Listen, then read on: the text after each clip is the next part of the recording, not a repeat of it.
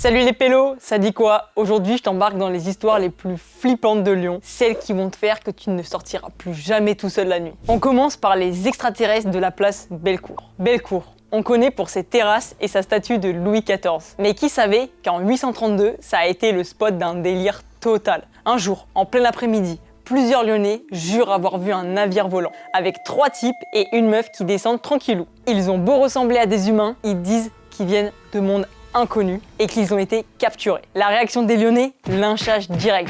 Bref, le lendemain, les aliens sont partis pour de bon. Et depuis, personne ne sait s'ils reviendront. Comme quoi, Bellecour, c'est pas que pour les pigeons. On continue avec la Dame Blanche. Ah, la Dame Blanche, de la Croix-Rousse, une vraie légende. En 1840, une femme, tout en blanc, apparaît sur le boulevard avec soit un pain, une torche ou carrément une épée. En tout cas, elle annonce des malheurs à tous ceux qui osent l'approcher. Elle devient un genre de cauchemar local. Et puis un soir, elle disparaît en laissant une bonne malédiction derrière elle. Mais voilà, mais c'était sûr en fait! Depuis, certains disent qu'on peut encore l'apercevoir. Alors, si tu vois une dame en blanc dans les rues, perso, j'irai de l'autre côté. No thanks, I choose life. Pour terminer, on retrouve la morgue flottante sur le Rhône. Ok, là, on entre dans le bien glauque. Au 19e siècle, les autorités de Lyon se disent « Eh Pélo, pourquoi pas installer une morgue flottante sur le Rhône ?» Oui, tu as bien entendu, une morgue publique où tout le monde peut venir admirer les cadavres. Et pour préserver les corps, ils les rinçaient dans l'eau du Rhône.